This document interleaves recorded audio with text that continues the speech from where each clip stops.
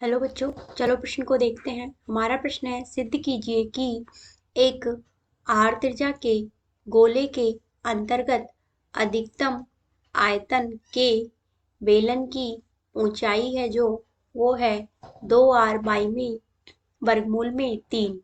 अधिकतम आयतन ज्ञात कीजिए। प्रश्न को हल करने से पूर्व हम इसकी मुख्य अवधारणा की चर्चा कर लेते हैं। देखिए, मुख्य अवधारणा मुख्य अवधारणा ये है कि हम यहाँ पे अवकलन का प्रयोग करेंगे, तो हम लिखते हैं अवकलन का प्रयोग। और अब हम यहाँ पे देखते हैं कि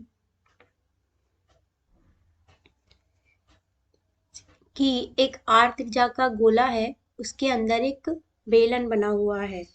तो अब हम यहाँ पे देखते हैं कि ये हमारा गोला हो गया आर त्रिज्या का। इस तरीके से इसके अंदर एक बेलन बनाया गया है और इस बेलन को हम इस तरीके से बनाते हैं। देखिए, और अब हम यहाँ पे देखते हैं कि इसका बिंदु है जो वो है जो इसका केंद्र बिंदु हो गया यहाँ पे। और यहाँ पर ए बी इस बेलन का व्यास हो गया, इसको हम x के बराबर मान लेते हैं। और BC हो गई जो इस बेलन की ऊंचाई हो गई, इसको हम h के बराबर मान लेते हैं।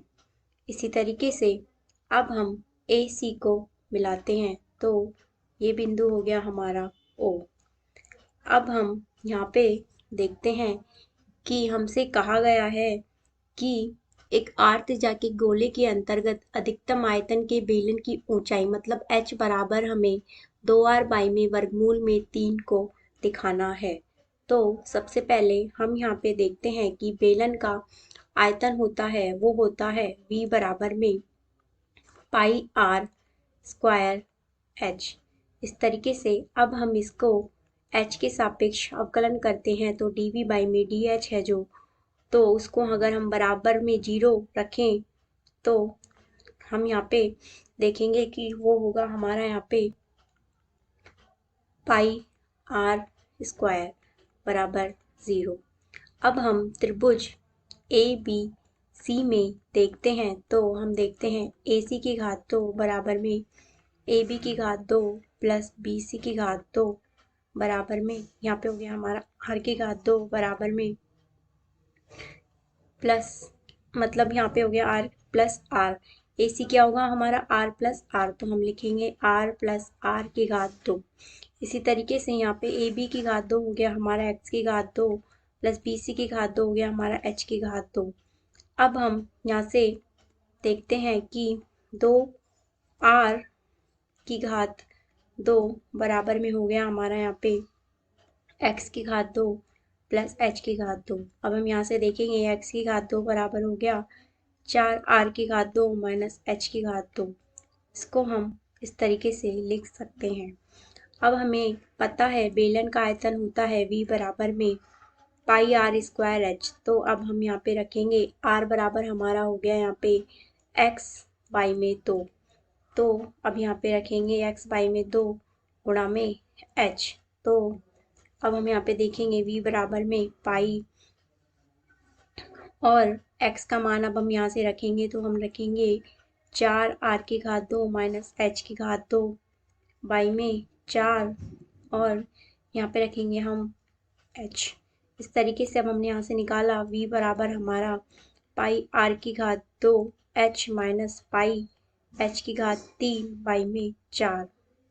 तो अब हम देखते हैं कि हमने v बराबर निकाल लिया यहाँ से पाई r की घात 2 h माइनस पाई h की घात 3 बाई में 4। अब हमें अधिकतम आयतन के लिए हम यहाँ पे dv बाई dh को बराबर में 0 रखेंगे। तो अब हम यहाँ पे देखते हैं कि महत्तम आयतन के लिए महत्तम आयतन के लिए हम रखेंगे dv बाई में dh बराबर में 0। तो h के कौन से मान पर अधिकतम या न्यूनतम होगा? तो अब हम रखते हैं dv बाई में dh। तो अब हम देखेंगे यहाँ पे आई r की घात 2 और यहाँ पे h का फलन हो गया हमारा 1 माइनस में यहाँ पे हो गया पाई बाई में 4, यहाँ पे हो गया 3h की घात 2। इसी तरीके से अब हम यहाँ पे देखेंगे पाई r की घात 2 माइनस में 3 बाई में 4 पाई h की घात 2 बराबर में 0। तो अब हम यहाँ पे देखेंगे कि 3 पाई h की घात 2 बाई में 4 बराबर में पाई r की घात 2। यहाँ से हो गया हमारा h की घात 2 बराबर में 4 r की घात 2 बाई में 3। तो यहाँ से हमने निकाल लिया h बराबर में वर्गमूल में 4 r की घात 2 बाई में 3। तो यहाँ से हमने निकाल लिया h बराबर में 2 r बाई में वर्गमूल में 3। तो अब हम हमारा अधिकतम आयतन के लिए dv बाई dh है जो क्या होना चाहिए, लेस देन 0। तो हम लिखेंगे महत्तम आयतन।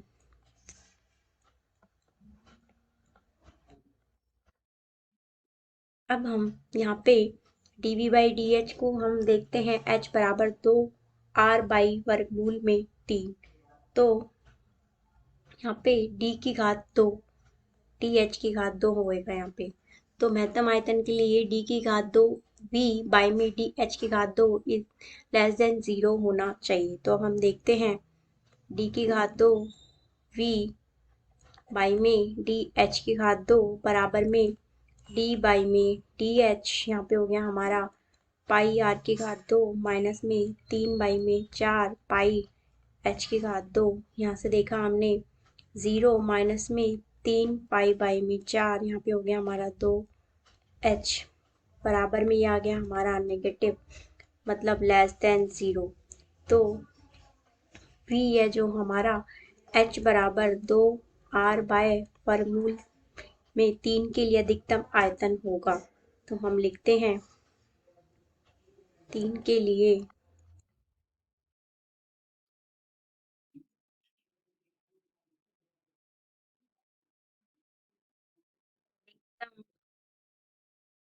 आयतन होगा। अब हम देखते हैं यहाँ पे v बराबर में पाई x बाय 2 की घात 2, यहाँ पे हो गया हमारा h। तो अब हम यहाँ पे देखते हैं कि x का मान हम वहाँ से रखेंगे तो देखेंगे यहाँ पे v बराबर में पाई और यहाँ रखेंगे हम r